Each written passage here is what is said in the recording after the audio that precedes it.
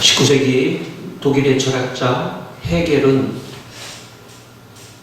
역사 철학 강의라고 하는 유명한 책을 썼습니다.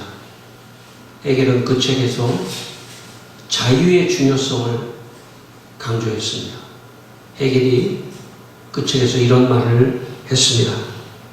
정신의 실체 내지 본질은 자유이다.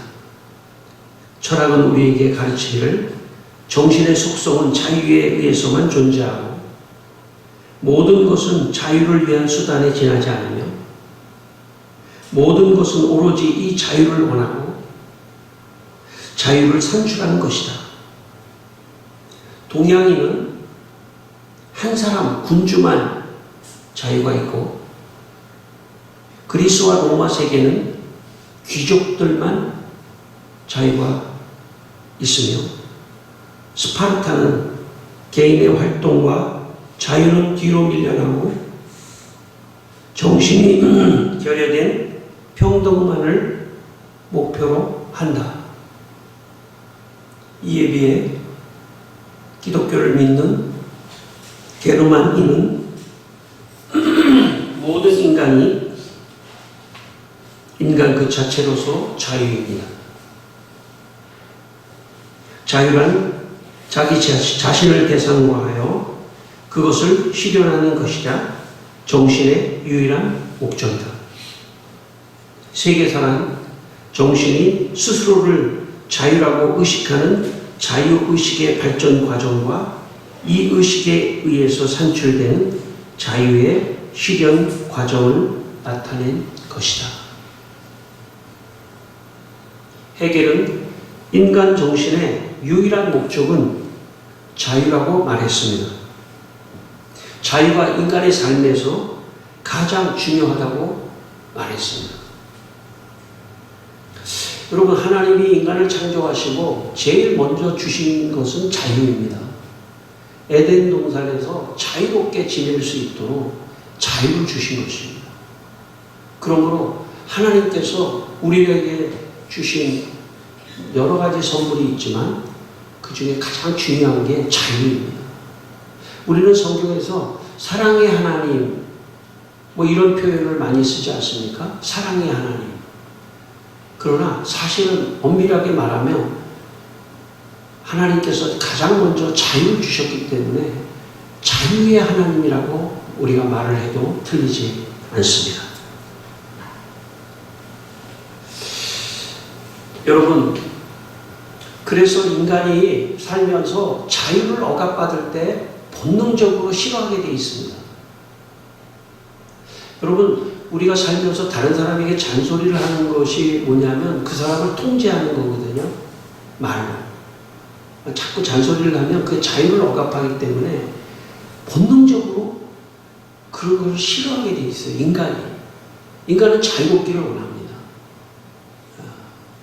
그래서 갈라디아 5장 13절 말씀에 형제들아 너희가 자유를 위하여 부르심을 입었다. 그러니까 하나님이 우리를 부르시는 것은 우리에게 자유를 주시려고 하는 것입니다. 죄로부터 자유뿐만 아니라 모든 삶의 영역에서 우리에게 자유를 주시려고 하는 것입니다. 그래서 우리를 부르셨다는 거예요. 그래서 하나님을 믿는다는 것은 자유를 배우는 시간입니다. 아, 자유가 이런 것이구나. 아, 자유가 너무나 좋구나. 아, 인간은 자유롭게 살아야 하는 거구나. 인간에게서는 자유가 가장 중요한 것이구나 하는 것을 배우는 시간이 신앙의 시간입니다. 자유를 경험해 보지 못한 사람들은 자유가 얼마나 중요한 것을 잘 몰라요. 상대적이기 때문에. 내가 자유를 경험한 것만큼 자유를 알 수 있는 것입니다. 자유는 상대적인 거기 때문에 내가 조금 누리는 것도 자유죠. 그리고 조금 더 누리는 것도 자유입니다. 그리고 아주 많이 누리는 것도 자유입니다. 그러므로 여러분, 자유라고 하는 것이 다 상대적이기 때문에 아주 큰 자유를 누리는 것을 경험해야 합니다. 가장 큰 자유는 하나님이 주시는 자유입니다. 죄로부터의 자유뿐만 아니라 이 세상에서의 모든 것을 자유롭게 사는 그런 것을 경험하는 것이 교회이고 그것을 경험하는 것이 바로 이곳입니다. 여러분, 사람은 자유가 있을 때 창조적인 사람이 됩니다. 자유가 있을 때만이 아주 그 사람은 인생을 창조적으로 살 수가 있습니다.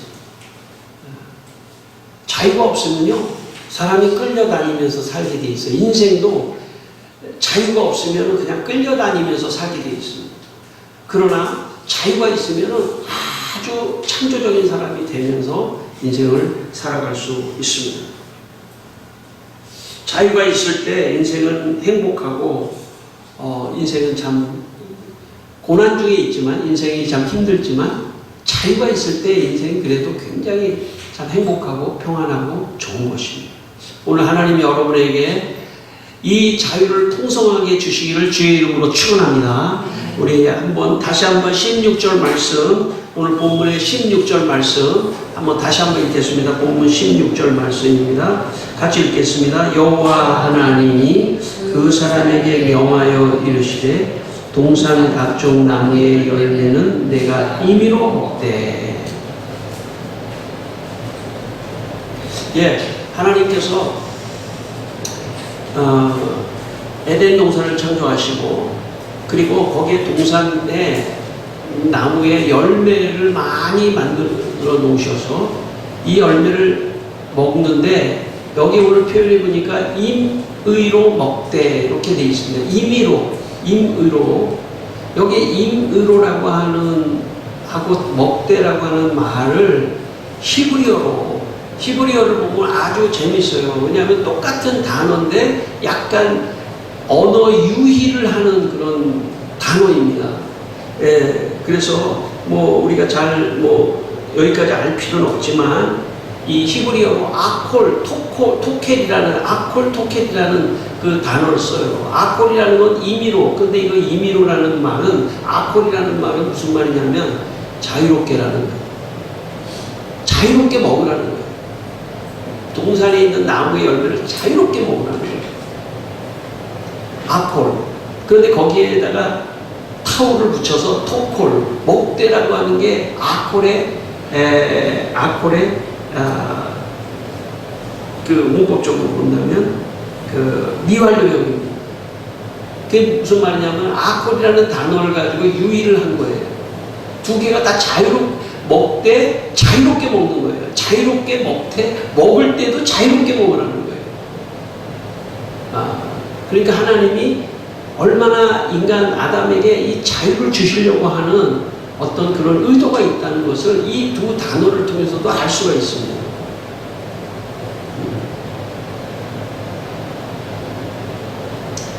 여러분, 제가 이렇게 경험을 해보니까 어떤 사람이 음식을 먹을 때 밥을 먹을 때는 이렇게 잔소리를 하는 것도 좋지 않은 것 같아요. 자유롭게 먹어야 돼요. 자기 스타일로.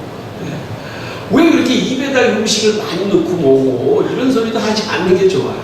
어떤 사람은 조금씩 먹는 것을 좋아하는 스타일이고, 어떤 사람은 입에 빵빵하게 이렇게 먹는 거 가지고 그러니까 제가 볼 때 하나님께서 너 이거 먹되 자유롭게 먹을 때도 아주 자유롭게 먹어. 간섭하지 않았다는 거예요. 자유를 주는 것이죠. 그게 하나님이십니다. 저희 아버지는 저희 부모님이라고 할까요? 특별히 저희 아버지는 아버지가 많이 그렇게 하시기 때문에 저희 아버지는 제가 학생 때 공부를 잘 못했거든요.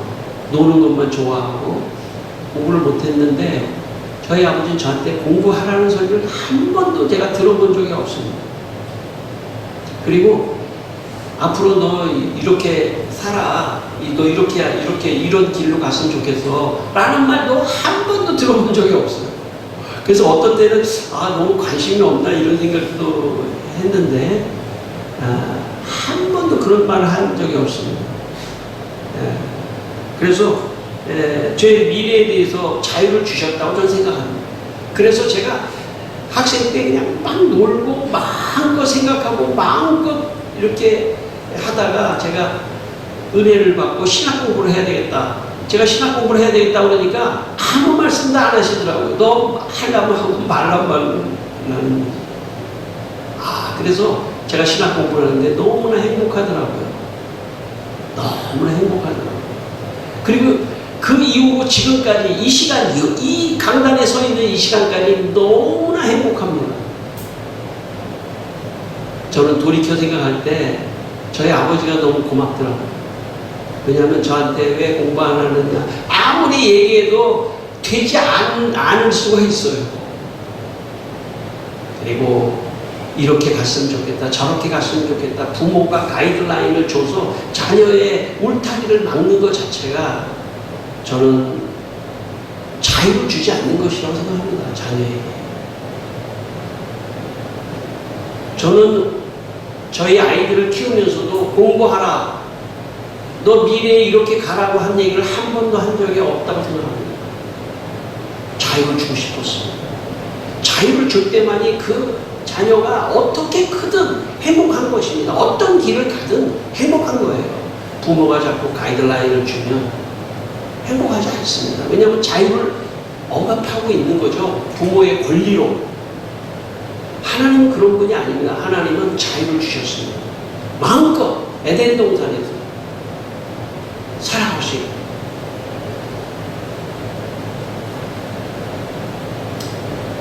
여러분, 예수님께서 탕자의 비유를 하셨습니다. 누가복음 15장에. 두 아들이 있었는데 둘째 아들이 아버지에게 나 재산 미리 좀 주십시오. 나 좀 세상에 나가서 좀 뭐 사업 좀 해보겠습니다. 그랬겠죠. 근데 탕자의 비유에서 아버지가 그냥 내줘요. 그 아버지는 하나님을 상징하는 겁니다. 자유를 주는 거죠. 그 아들이 잘못된 선택을 비록 혹시 잘못된 선택을 할 수도 하더라도 자유를 주는 거고, 그리고 그 아들이 나가서 세상에 나가서 정말 아닌 게 아니라 허랑방탕했죠. 다 재산을 다 없앴지 않습니까? 그런데 아버지는 아무 말 하지 않고 그 아들을 기다리고 있습니다. 스스로 돌아올 자유도 그에게 주는 것입니다. 아버지가 수습을 해가지고 막 찾아가서 돼지우리간에 있는 둘째 아들을 보고 너 이 자식아 이럴 줄 알았어, 하면서 멱살을 잡고 집으로 끌고 올 수도 있겠죠. 그러나 그 아들의 자유를 침해하는 것입니다.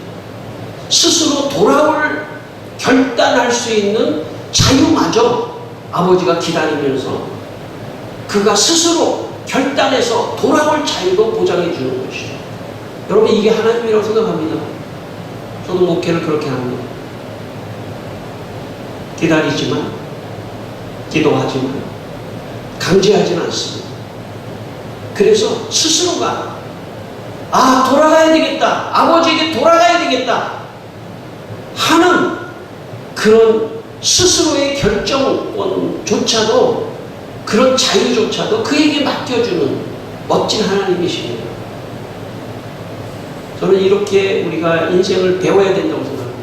우리 모두가 완벽하지는 않지만 다른 사람에게 자유를 침해하지 않는 그런 삶을 살려고 노력하고, 다른 사람에게 스스로 자유를 줘서 그 자유 안에서 풍성한 삶을 누릴 수 있도록 하는 것이 저는 하나님의 뜻이라고 생각합니다. 선택의 자유를 줘야 됩니다. 여러분, 그래야만이 인생이 내가 자유가 있어야지 평안하고 안정되고 행복한 것입니다. 자유가 있어야 됩니다. 여러분, 이 시간 하나님께서 여러분에게 풍성한 자유를 주시기를 주의 이름으로 축원합니다. 19세기 화란, 지금 네덜란드입니다. 화란이라는 건 네덜란드인데, 화란의 개혁주의 신학자 아브라함 카이퍼라고 하는 사람이 칼빈주의 강연이라고 하는 유명한 강연을 합니다.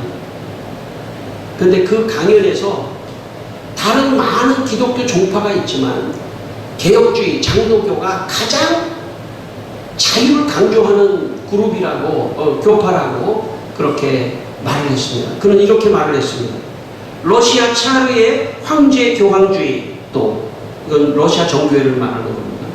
로마 교회, 로마 가톨릭 교회를 말합니다. 로마 교가 가르치는 국가의 교회 종속도, 루터파 법학자들의 누군가의 지역이 그들의 종교라고 말하는 것도 프랑스 혁명의 비종교적인 중립적 입장도 아닌 칼빈주의 입장에서 자유로운 국가에서 자유로운 교회의 체제만 존중할 수 있습니다. 칼빈주의에서는 각 사람이 자신의 마음의 소리를 따라 하나님을 섬길 수 있는 양심의 자유를 얻었습니다. 그러니까 많은 교파가 있지만 개혁주의 장로교가 가장 성경에 입각해서 성도들에게 교회에 자유를 주는 교회라고 그렇게 말하고 있습니다. 여러분, 우리 교회는 칼빈의 개혁주의 교회입니다. 장로교. 그래서 우리도 가장 자유가 많은 교파 중에 교파라고 아브라함 카이퍼가 말했는데 저도 그렇게 생각합니다. 그래서 목회를 하려고 할 때 절대로 목회자가 교회를 통제하면 안 됩니다. 어떤 명분과 어떤 이유로라든지 교인의 신앙을 침해하거나 통제해서는 안 된다고 저는 생각하는 사람입니다. 왜냐하면 여러분은 주님의 양들이고 주님의 자녀들이지 저의 양이 아닙니다. 저는 말씀을 전하라고 그냥 사명을 받은 사람일 뿐입니다. 그래서 자유를 주려고 하는 것이 저의 목회 철학입니다. 온통 자유롭게 신앙생활 스스로 자발적으로 알아서 자유롭게 할 수 있도록 그렇게 하는 것이 장로교의 본질이라고 아브라함 카이퍼가 말했고 저도 그렇게 동의합니다. 17절을 읽겠습니다. 오늘 본문 17절 말씀 읽겠습니다. 같이 읽겠습니다. 선악을 알게 하는 나무의 열매는 먹지 말라. 내가 먹는 날에는 반드시 죽으리라 하시니라. 여러분, 에덴 동산에 많은 나무가 있는데 다 열매를 먹는데 선악을 알게 하는 나무의 열매는 먹지 말라. 여러분, 사람들이 생각할 때 왜 선악을 알게 하는 나무는 맞아. 만들지 마시지. 왜 그게 만들어졌느냐. 이렇게 말할 수도 있습니다. 그러나 그것은 마치 AI 로봇을 만들어가지고 그 안에서 살고 있는, 그래서 위험 요소는 전혀 없는 그런 거하고 똑같은 겁니다. 인간은 그렇지 않습니다. 인간은 이 세상에 살면서 좋은 것, 자유를 누리면 좋은 것도 있지만 위험 요소가 있어요. 위험 요소. 그 위험 요소를 상징적으로 말하는 겁니다. 그리고 그런 위험 요소를 먹으면 너 죽게 되니까 먹지 말라는 것입니다. 이 세상에 위험한 것에 손을 대면 너 죽으니까 그렇게 하지 말라는 건 똑같습니다. 그런데 여러분, 그런데 말이죠. 경고했죠. 먹으면 너 죽어라고 경고하셨잖아요. 그런데 선악을 알게 하는 나무의 열매를 아담이 하와가 먹으려고 하는 것마저 막지 않으셨어요. 이게 중요한 것입니다. 실수를 하는 것을 막을 수도 있지 않습니까, 하나님이? 다시 말하면 실수를 할 수 있는 그 자유마저도 허용하셨다는 뜻이에요. 심지어 하나님, 아담과 하와가 선악을 알게 하는 나무의 열매를 먹지 말아야 되는데 그 먹으려고 하는 그 순간에 하나님께서 스톱 하면서 통제할 수 있지 않겠습니까? 그것마저 하지 않았다는 거예요. 그 얘기는 뭐냐면 하나님께서 충분한 자유를 인간에게 주셨다는 거예요. 여러분, 충분한 자유를 인간에게 주셔야 돼요. 마치 둘째 아들이 재산을 물려달라고 할 때 아버지가 너 안 돼, 너 라고 통제할 수 있지 않았겠습니까? 그것도 통제하지 않았다는 거예요. 실수도 통제하지 않았어요. 왜냐하면 실수를 통해서 더 많은 것을 배울 수 있기 때문에, 혹은 실수를 통해서 하나님의 뜻을 더 알 수 있기 때문에 실수마저도 통제하지 않는 자유를 주셨다는 것입니다. 하나님께서 그만큼 인간에게, 우리에게 자유를 주시기를 원하신다는 것입니다. 말씀을 들으면서 우리 자신을 돌이켜보시기를 바랍니다. 나는 어떤가? 나는 다른 사람들에게 자유를 주는 사람인가? 아니면 통제하는 사람인가? 제가 제일 문제가 되는 사람일 수 있겠죠? 제가 조심해야 합니다. 더 조심해야 합니다. 1949년 영국의 소설가 조지 오웰이라고 하는 사람이 소련의 스탈린 공산주의 사회주의 독재를 비판한 1984라고 하는 소설을 썼습니다. 그 소설에 윈스턴이라고 하는 주인공이 빅브라더에게 텔레스크린을 통해 감시를 당하는 내용이 나옵니다. 그 내용 중에 일부를 제가 읽어보겠습니다. 윈스턴의 등 뒤에 있는 텔레스크린은 방송을 수신하며 송신도 한다. 윈스턴이 내는 소리는 아무리 작더라도 모조리 포착된다. 윈스턴의 행동과 목소리는 저쪽에 다 보이고 들린다. 물론 언제 감시를 받는지 알 수는 없다. 그냥 사상 경찰이 모든 사람을 언제나 감시한다. 그들은 필요하다면 언제든 도청도 할 수 있다. 그래서 사람들은 자기가 내는 모든 소리가 포착되고 캄캄할 때 외에는 자신의 모든 동작이 세세히 감시받고 있음을 유념하고 살아야 했고 또 그게 본능처럼 습관화되어 있었다. 조지 오웰은 1949년 당시 소련의 스탈린의 공산주의와 사회주의 사람들이 사람들을 통제하고 감시하는 것을 하면서 자유를 빼앗는 것을 고발하기 위해서 1984라는 소설을 썼습니다. 통제하는 사회, 감시하는 사회, 가장 안 좋은 사회입니다. 하나님이 가장 싫어하는 사회입니다. 하나님이 가장 좋아하는 사회는 자유를 주는 사회입니다. 사람들 한 사람 한 사람이 자유를 가지고 마음껏 살아갈 수 있는 자유로운 사회. 그게 기독교가 추구하는 사회입니다. 여러분, 기독교가 나타나기 전에는 모든 세계는 다 군주제, 독재 체제였습니다. 그렇지만 기독교가 나타나면서 점점 그런 것들을 바꿔나가고 기독교가 있으므로 모든 사람이 자유를 누릴 수 있는 근간이 되었던 것입니다. 그래서 교회가 있어야 하면, 그래서 교회가 예배를 드려야 되고 하나님의 말씀을 선포해야 하며, 왜냐하면 그래야만이 사람들이 자유가 중요하다는 것을 깨닫게 되기 때문입니다. 여러분, 오늘 그 다음 말씀을 읽지 않았지만 뱀이 여러분, 마귀가 뱀으로 변신해가지고 아담과 하와에게 선악과를 따먹도록 그렇게 유혹하지 않습니까? 마귀의 목적은 무엇이었습니까? 마귀의 목적은 자유를 빼앗는 것입니다. 선악과를 먹게 함으로써 하나님이 주신 충분한 자유를 못 누리도록 자유를 빼앗는 것입니다. 여러분, 심지어 아담과 하와가 선악과를 따먹자마자 하나님을 피해서 숨지 않습니까? 자유를 빼앗으려고 하는 것이 마귀의 속성입니다. 그러므로 오늘날도 자유를 빼앗는 사람은 마귀입니다. 오늘날도 다른 사람의 자유를 억압하고 통제하고 감시하는 사람, 그 사람은 마귀의 종입니다. 어쩌면 내가 다른 사람을 통제하고 감시하고 한다면 나는 지금 하나님의 영이 아니라 마귀가 나를 조종하고 있다고도 생각해야 합니다. 조심해야 합니다. 통제하지 말아야 돼요. 감시하지 말아야 됩니다. 내 뜻대로 다른 사람을 움직이면 안 됩니다. 왜냐하면 그건 자기 자식도 아니고 하나님의 자녀이기 때문입니다. 여러분은 이 창문교회의 무슨 유목사의 무슨 양이 아닙니다. 하나님의 양이기 때문에 최대한 여러분에게 자유를 주는 것이 저는 진정한 의미의 목표라고 생각하고 있습니다. 요한복음 8장 32절, 진리를 알지니 진리가 너희를 자유케 하리라고 말씀하셨습니다. 예수님이 이 땅에 오신 것은 마귀를 멸하려 함이라. 요한일서 말씀.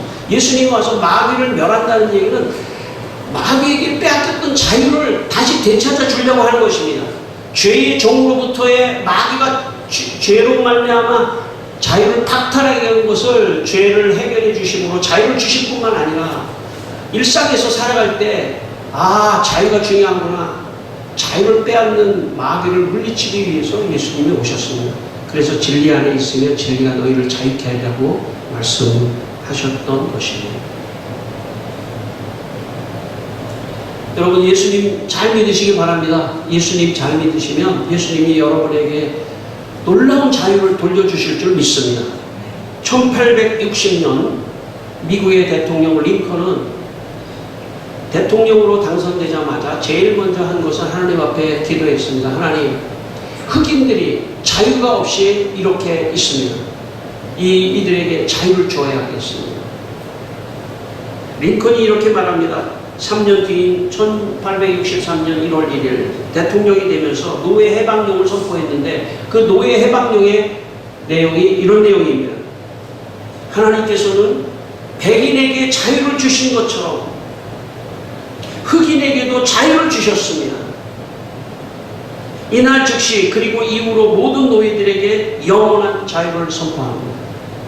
그 중에 흑인 한 명이 링컨에게 왔습니다. 그리고 무릎을 꿇고 링컨의 발에 입을 맞추며 링컨에게 대통령님 너무 감사합니다. 대통령님은 우리 모든 노예들의 구세주입니다. 그러자 링컨이 그를 일으켜 세우며 말했습니다. 사람에게 무릎을 꿇는 것은 옳지 않습니다.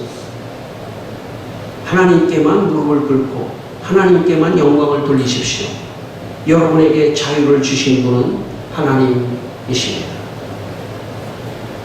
고린도후서 3장 17절에 주는 영이시니 주의 영이 계신 곳에는 자유가 있느니라 라고 말씀했습니다. 여러분, 성부, 성자, 성령, 삼위일체 하나님의 속성 중에 가장 중요한 것은 자유입니다.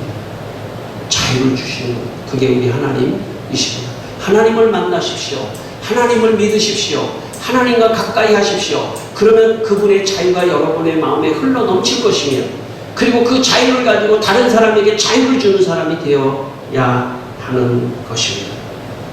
마지막으로 제 예화를 하나 하고 마치겠습니다. 저는 교회를 시작하면서 제 나름대로 굉장한 어떤 갈등이 있었습니다. 통제하고 감시하면 교회는 됩니다. 교인들을 계속 집요하게 스토커같이 계속 좋지 않은 의미로, 좋은 의미로 그들을 섬기는 것일 수 있지만, 그래서 교회는 되지만 그들에게 자유가 없을 수도 있다는 생각을 했습니다. 반대로 만약 이분들에게 진정한 의미의 자유의 목회를 한다면 교회는 안 될 수도 있습니다. 저는 후자를 택했습니다. 그래서 교인들에게 자유를 줘야 합니다. 교인들에게 자유를 줘야 합니다. 그리고 저분들이 스스로 하나님 앞에 나오든 안 나오든 그것마저도 자유를 줘야 합니다. 그래서 오늘 여기까지 왔습니다. 그리고 우리 교회 지금까지 생존하고 있습니다. 저는 앞으로도 그렇게 하려고 합니다. 왜냐하면 하나님이 마음이 그런 마음이기 때문에, 하나님이 우리에게 자유를 주시는 마음이기 때문에 저도 목회자로서 하나님을 따라 흉내라도 내야겠다고 생각하고 있습니다. 저는 여러분이 교회에 오는 것을 누구를 위해서 오지도 마십시오. 어떤 의무를 가지고도 오지 마십시오. 정말 자유롭게 마음의 스스로의 결단 속에서 자유를 가지고 신앙생활을 하십시오. 하나님은 여러분을 기다릴 것이고 저도 여러분들을 기다릴 것입니다. 안 나오시는 여러분도 기다릴 것입니다. 스스로 자유롭게 선택해서 나오는 그날까지. 그래서 그분이 자유를 가지고 스스로 선택해서 나올 때만이 그 사람의 믿음이 진짜 믿음이 되는 것입니다. 그 믿음을 형성할 때까지 저는 여러분을 자유를 가지고 목회하며 섬기기를 원합니다. 여러분에게 하나님께서 이 시간 오늘 아침에 풍성한 자유를 주시기를 주의 이름으로 축원합니다.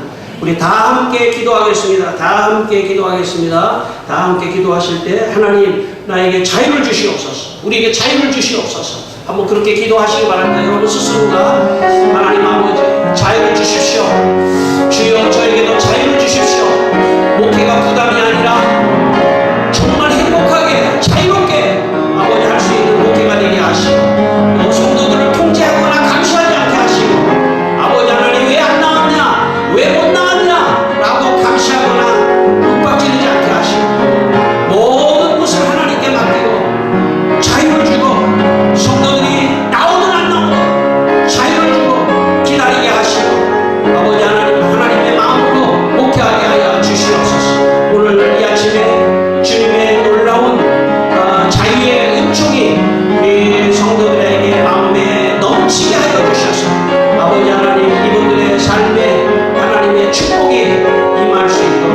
주시옵소서. 할렐루야. 주님을 찬양합니다. 하나님 아버지, 우리 성도들에게 자유를 주셔서 자유 안에서 자발적으로 하나님을 믿고 믿음의 축복을 받게 하여 주시옵소서. 예수님의 이름으로 기도드립니다. 아멘.